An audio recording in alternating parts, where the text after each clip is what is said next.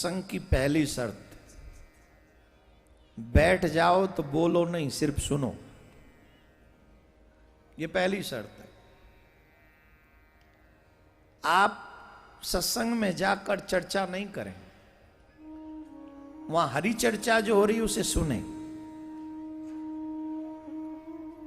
सत्संग में जाने के बाद भी अगर आप अपनी चर्चा कर रहे हैं, इसका मतलब है कि आपका हरी चर्चा में ध्यान नहीं है।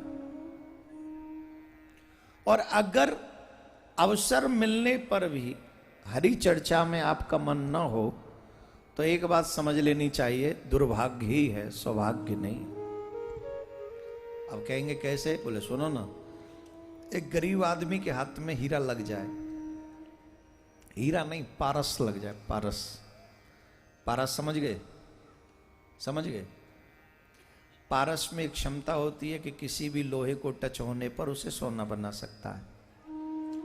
और जन्म जन्म की दरिद्री को पारस मिला और उसे उस पारस का महत्व न पता और पानी में फेंक दे, तो उससे ज्यादा अनलकी पर्सन कोई होगा? जवाब दो। वो चाहता तो मेरा भयंदर का सबसे रिचेस्ट पर्सन बन सकता था, इतना सोना इकट्ठा बना सकता था, पारस उसके हाथ में था, लेकिन किया क्या उसने?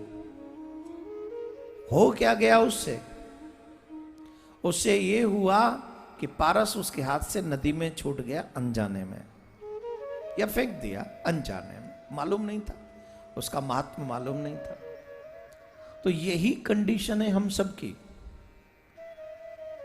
बहुत इजीली हम लोग कह देते हैं कि भगवान हमारी नहीं सुनते,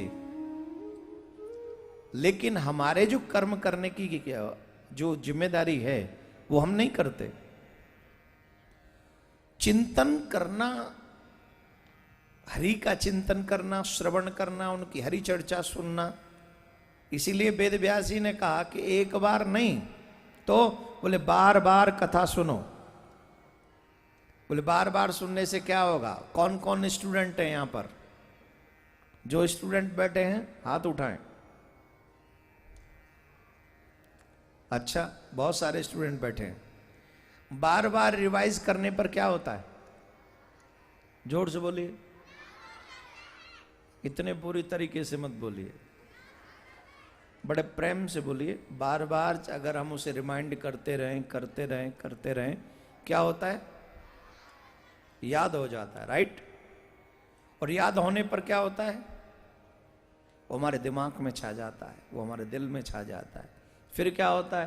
बोले जब प्रैक्टिकल, जब एग्जाम देने जाएं तो बार बार रिवाइज करने पर वो याद रहता है, इसलिए हम उसे कॉपी में लिख के आते हैं। और कॉपी में लिखने के बाद फिर क्या होता है? बोले अच्छे मार्क्स आ जाते हैं। देखने वाला कहता अरे बंदे को याद है, जानता है, ज्ञानी है, तो वो अच्छे मार्क्स दे देता है। वैसे ही भगवान की कथा बार बार सुननी चाहिए। क्यों? बोले फिर हमें सतोगुण याद रहेंगे। बोले क्या करना? अभी ना, बाद में बजाना, अभी नहीं, पूरा सुन लो इसको, बाद में समझ में आए तो ताली बजाना, नहीं तो राधे राधे बोलना, नहीं तो चुप सुनना, बस कुछ मत करना। बार बार कथा सुनने से क्या होगा? बोले याद रहेगा। एग्जाम, बोले जब जिंदगी में कोई ऐसे पल आए जिस समय मुझे उस अच्छाई का एग्जाम देना पड़े, तो याद रहने पर मैं उस एग्जाम को लिखने में शर्माऊंगा नहीं, कॉपी में उतारने में शर्माऊं, क्योंकि मुझे याद है, मैंने बार बार सुना है कि अच्छा क्या है और बुरा क्या है, तो मैं लिख दूंगा। और जैसे ही लिखूंगा, देखने वाला कौन है? तुम्हारी कॉपी चेक कौन करेगा? कोई बैठा है, वो टीचर हमें दिखता नहीं, लेकिन हर किसी के जीवन की कॉपी वही चेक कर रहा है। हर किसी के जीवन की कॉपी वही चेक कर रहा है। तो जब मेरे और आपके जीवन की कॉपी वो चेक करेगा और उसे पता होगा कि इसने सतो गुण याद रखा, कॉपी में लिखा, कर्म करके, तो उसका रिजल्ट अच्छा आएगा या बुरा? जोर से बोलिए, जोर से बोलिए। इसलिए पिबत भागवतम रसमालयम मुहुरहो रसिका भुवि भावुका। एक दिन नहीं, हमेशा। देखिए, बड़ी किस्मत वाले हैं जो आज भी बैठे रहेंगे, क्योंकि मुझे पता है आप सुबह के आए हुए हो, मुझे ये भी पता है आपको घर जाना है। वैसे साल भर किया ही क्या था तुमने घर के सिवा, हैं? एक बार आता हूं साल में, और फिर भी घर जाने की पड़ी है। कोई बात नहीं, मजबूरी बड़ी है, हैं? अभी तो आप ध्यान से सुने जो मैं सुना रहा हूं। भागवत से होता क्या है? भागवत अगर हम कंटिन्यू सुने तो भागवत के सुनने से होगा क्या? उसका फल क्या है? हमें उसका फल क्या मिलेगा? या भागवत सुनने से हमारे जीवन में कोई परिवर्तन आएगा? बोले हां आएगा। ये उन्हीं के जीवन में परिवर्तन आता है जो भागवत दिल से सुनते हैं। संत तुकाराम,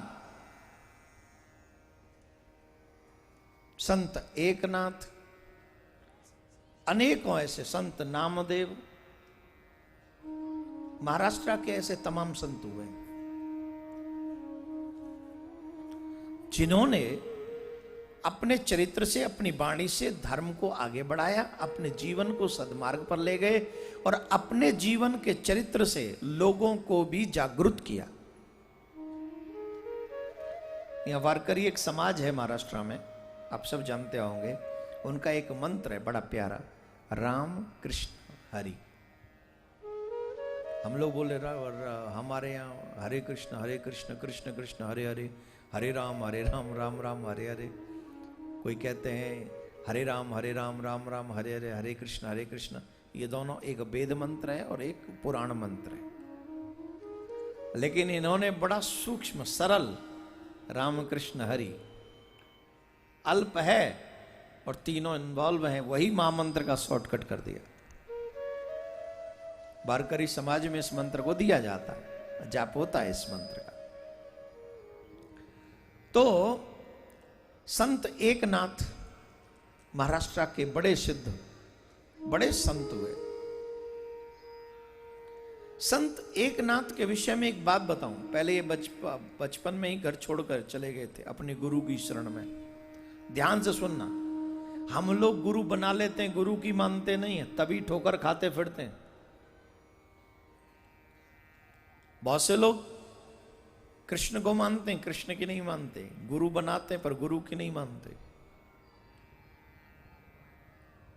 जब आप अपने गुरु और गोविंद की न माने तो जीवन में आनंद के विषय में मत सोचिएगा, जीवन में खुशी मिलेगी इस विषय में मत सोचिएगा, मिल ही नहीं सकती। अरे भाई ये हो सकता, ऐसा कभी हो सकता है क्या? भोजन बनाओ ना, बिना भोजन बनाए भूख मिट जाए? भोजन देख के तो भूख नहीं मिटेगी ना, भोजन करोगे तो भूख मिटेगी। गुरु बनाना तो सिर्फ देखने जैसा ही है। तो बोले उनके शब्द को जीवन में उतारना, उनकी सेवा में लीन रहना, उनकी आज्ञा का पालन करना, वो दिखाता है कि हां अब तुम्हें भोजन प्राप्त हो गया, तुमने किया है। उससे तुम्हारी क्षुधा, उससे तुम्हारे पाप मिटेंगे।